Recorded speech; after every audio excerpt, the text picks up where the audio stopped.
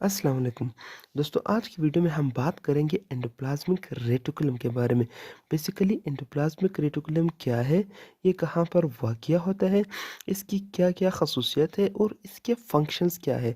आज की वीडियो में हम बात करेंगे एंडोप्लाज़्मिक रेटिकुलम के बारे में डिटेल से। तो शुरू करते हैं अपनी वीडियो। बेसिकली एंडोप्लाज़्मिक रेटिकुलम एक ऑर्गेनेली है जो तमाम यूकेरियोटिक सेल में पाई जाती है। सबसे पहले इसे डिस्कवर किसने किया? पोर्टर नामी साइंसदान था और उसने 1945 में एंडोप्लाज्मिक रेटिकुलम को डिस्कवर किया। अब दोस्तों ये एंडोप्लाज्मिक रेटिकुलम अपने नाम से ही खुद को डिफाइन कर रहा है। कैसे?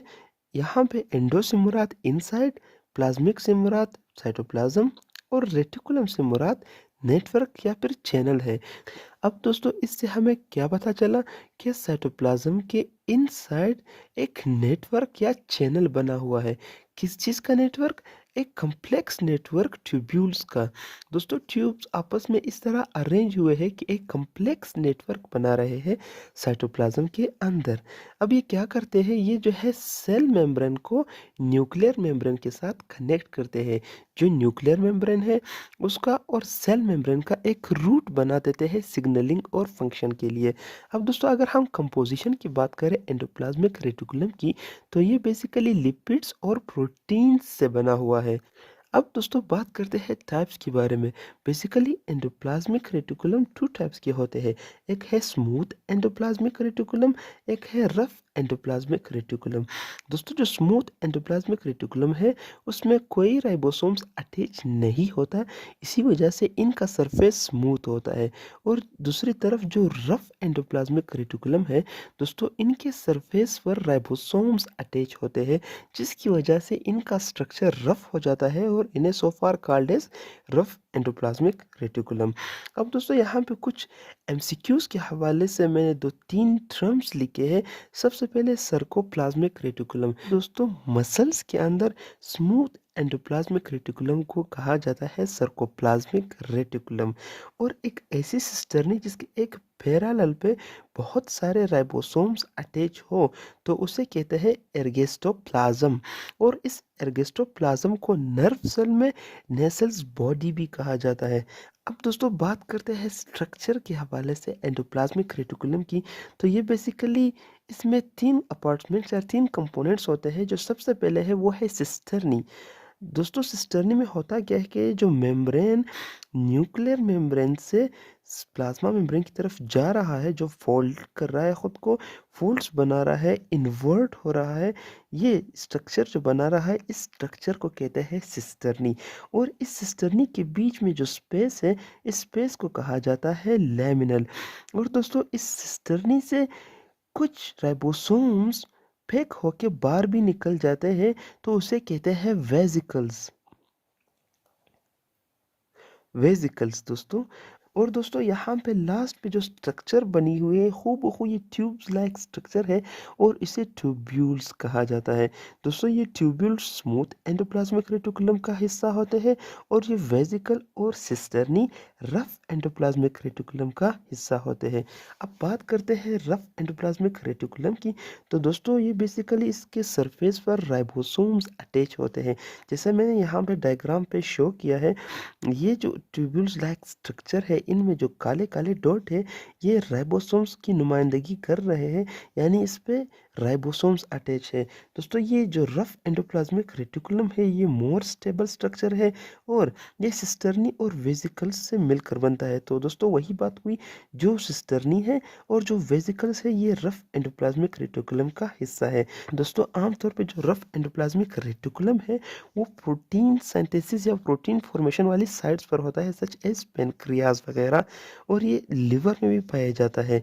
दोस्तों अब बात करते हैं स्मूथ एंडोप्लाज्मिक रेटिकुलम की, तो बेसिकली स्मूथ एंडोप्लाज्मिक रेटिकुलम में कोई राइबोसोम्स नहीं होता, यानी इनके सरफेस पर राइबोसोम्स अटैच नहीं होते। इसी तरह ये स्ट्रक्चर लेस स्टेबल स्ट्रक्चर है as compare to rough endoplasmic reticulum. इस तरह दोस्तों स्मूथ एंडोप्लाज्मिक रेटिकुलम इन ट्यूब्यूल्स पर मुश्तमिल है। सिर्फ ये ट्यूब्यूल्स स्मूथ एंडोप्लाज्मिक रेटिकुलम का हिस्सा है। इसी तरह दोस्तों जो स्मूथ एंडोप्लाज्मिक रेटिकुलम है वो mostly adipose tissue, muscle cells और लिवर सेल्स में पाया जाता है। दोस्तों अब बात करते हैं फंक्शंस की। तो वैसे तो एंडोप्लाज्मिक रेटिकुलम के काफ़ी ज़्यादा फंक्शंस हैं, लेकिन हम टाइप के हवाले से इसके फंक्शंस पढ़ेंगे। सबसे पहले अगर रफ एंडोप्लाज्मिक रेटिकुलम के फंक्शन को देखें तो ये क्या करता है, सिंथेसिस ऑफ प्रोटीन्स करता है रफ एंडोप्लाज्मिक रेटिकुलम। किसकी वजह से? Due to the presence of ribosomes on their surface, यानी इनके सरफेस पर राइबोसोम्स अटैच होते हैं। इस वजह से ये हेल्प करता है सिंथेसिस ऑफ प्रोटीन्स में। मोस्टली मेम्ब्रेनस प्रोटीन्स बनाता है ये रफ एंडोप्लाज्मिक रेटिकुलम। इसी तरह दोस्तों जो रफ एंडोप्लाज्मिक रेटिकुलम है वो कनेक्शन प्रोवाइड करता है न्यूक्लियर मेम्ब्रेन और सेल मेम्ब्रेन के बीच, यानी ये एक रूट प्रोवाइड करता है ताकि सिग्नलिंग हो या कनेक्शन हो न्यूक्लियस से प्लाज्मा मेम्ब्रेन की जानिब। अब दोस्तों बात करते हैं स्मूथ एंडोप्लाज्मिक रेटिकुलम के फंक्शंस की। तो बेसिकली ये क्या करता है, सिंथेसिस ऑफ लिपिड्स करता है, जैसे कि फोस्फोलिपिड्स और कोलेस्ट्रॉल वगैरह। दोस्तों आपको पता है कि सेल मेम्ब्रेन की कंपोजिशन में लिपिड का बहुत बड़ा हाथ है और लिपिड काफ़ी मिकदार में पाया जाता है, तो इसलिए ये फॉर्मेशन ऑफ मेम्ब्रेन में काफ़ी ज़्यादा हेल्पफुल है।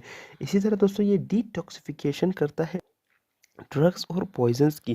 दोस्तों ये क्या करता है, बेसिकली स्मूथ एंडोप्लाज्मिक रेटिकुलम ये हाइड्रोक्सिल ग्रुप अटैच करता है उस केमिकल के साथ जो हमारे बॉडी के लिए डेंजरस हो या हार्मफुल हो।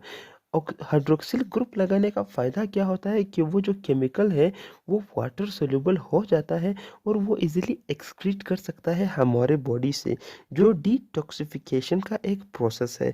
इसी तरह दोस्तों ये हार्मोन्स की प्रोडक्शंस करता है, जैसे कि सेक्स हार्मोन्स या स्टेरॉइड्स वगैरह स्मूथ एंडोप्लाज्मिक रेटिकुलम ही बनाता है।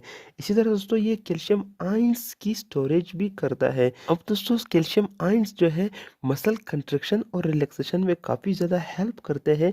तो दोस्तों ये स्मूथ एंडोप्लाज्मिक रेटिकुलम क्या करता है, मसल कंट्रैक्शन वगैरह में भी हेल्पफुल होता है क्योंकि ये कैल्शियम आयंस की स्टोरेज करता है। इस तरह दोस्तों अगर हम मेजर जो फंक्शंस है, जो एंडोप्लाज्मिक के फंक्शन है वो देखें तो ये क्या करता है, इंट्रा सेलुलर एक्सचेंज, यानी सेल के एक पार्ट से दूसरे पार्ट तक अगर कोई चीज़ एक्सचेंज या कोई चीज़ पहुंचानी हो तो वो एंडोप्लाज्मिक रेटिकुलम ही करता है।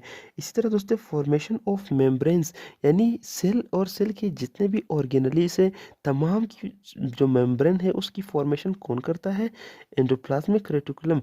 सिर्फ एक्सेप्ट माइटोकॉन्ड्रिया और क्लोरोप्लास्ट की जो मेम्ब्रेन्स है उसकी फॉर्मेशन एंडोप्लाज्मिक रेटिकुलम नहीं करता। बाकी जितने भी ऑर्गेनलीज है सेल के साथ, इन सब की जो मेम्ब्रेन है उसकी फॉर्मेशन एंडोप्लाज्मिक रेटिकुलम ही करता है। इसी तरह दोस्तों जो एंडोप्लाज्मिक रेटिकुलम है वो मैकेनिकल सपोर्ट में भी काफ़ी ज़्यादा हेल्पफुल है, यानी जो मैकेनिकल स्ट्रेस वगैरह है उसे कम करता है और सेल को सपोर्ट देता है। तो दोस्तों ये थी हमारी आज की वीडियो। उम्मीद करता हूँ कि आपको वीडियो अच्छी लगी हो। कोई भी सवाल हो, कैसा भी सवाल हो, आप मुझसे पूछ सकते हैं बस एक कमेंट करके। मिलते हैं अपनी अगली वीडियो में, तब तक के लिए अल्लाह हाफिज़।